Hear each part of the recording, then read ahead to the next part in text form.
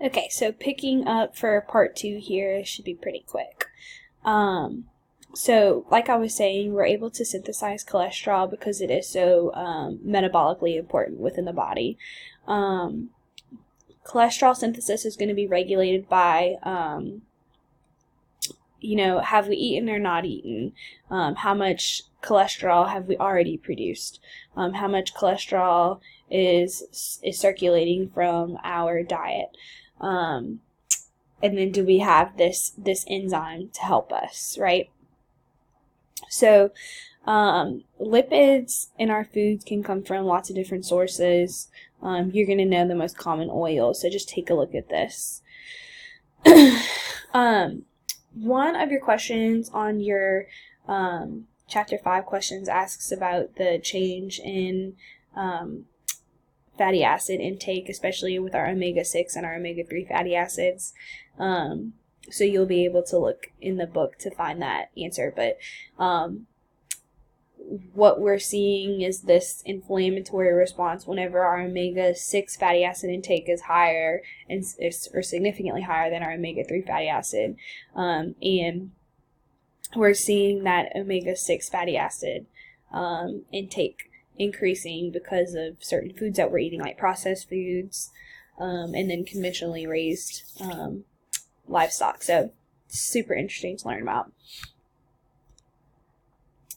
Okay, so our essential fatty acids, cold water fish is going to be like one of the best sources, but then you have your oils, your marine oils, and your vegetable oils. So these are your great sources for your essential fatty acids.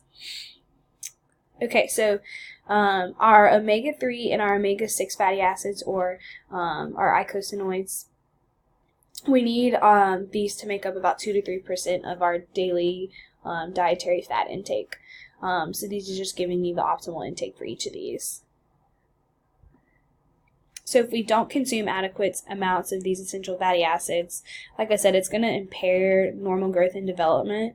But one important thing, especially if you ever work as a clinical dietitian, you can see how essential fatty acids really affect wound healing, which is this dermal integrity. So especially if people who are malnourished, they're obviously not going to be getting those essential fatty acids, and you'll notice that they aren't going to heal as well. So as a dietitian, you have to be able to recommend certain foods or tube feedings or supplements, whatever, to help them with that.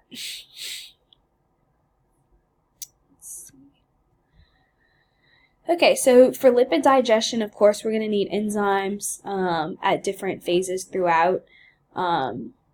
Just like our carbohydrate digestion begins in the mouth, so is our lipid digestion with this lingual lipase. Then we have our gastric lipase is going to come in, and then our mucosal secreted lipase from our intestines. So the biggest thing to take away from lipid digestion is that we have to emulsify lipids to be able to fully digest them.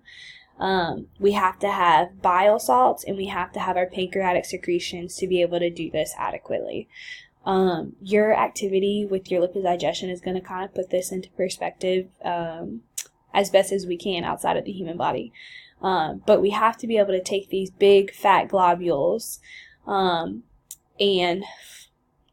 from our chyme and then make micelles. Alright, so we have to have our bile salts and our pancreatic secretions to sort of emulsify them and make them more miscible in water to form these micelles, or these tiny little droplets of fat in water.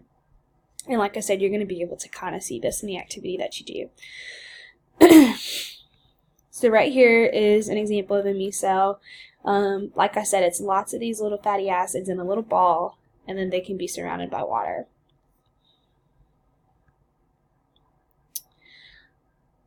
So that's in our intraluminal phase. We're gonna take that chyme with that fat. We're gonna incorporate it into micelles, and then we're going to move it from the inners of the GI tract towards the intestinal epithelium.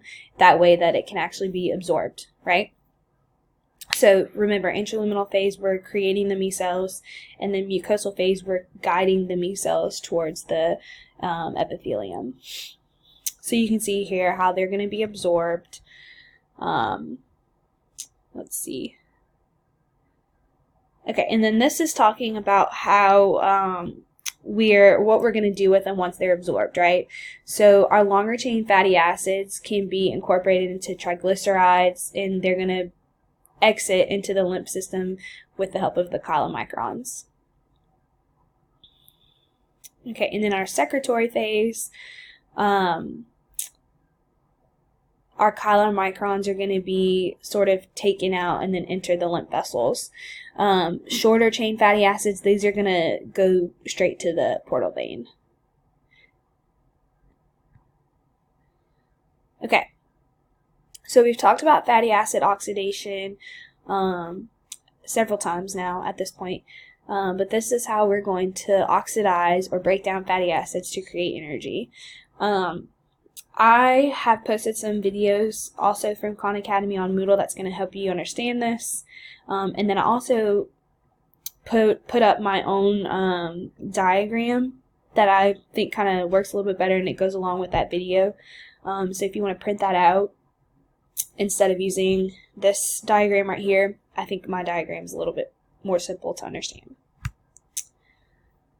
Okay, so this is something you should have picked up in biochem. I only left it on here because I think it's interesting. So you can go back and look at those notes. But our essential fatty acids are precursors to these prostaglandins and thromboxanes and leukotrienes. And you remember these have, their role in inflammation and pain and that kind of thing. Okay, so our lipoproteins. Remember, we have our chylomicrons, our very low density lipoproteins, our low density lipoproteins, and then our high density lipoproteins. You can see the diagram here and what sort of makes these up. So just know, remember, of course, these are our high density lipoproteins that that are more preferred, I should say. We want this number higher, and then our low density lipoproteins, we want this number lower, right? So you can look here and how the cholesterol is distributed in them, how the phospholipids are distributed in them, and how the triglyceride count is distributed with them as well. So here you can see the difference between the LDL and the HDL essentially is that this cholesterol content is much higher in the LDL. So what you need to know is that the VLDLs are these big, dense, triglyceride-filled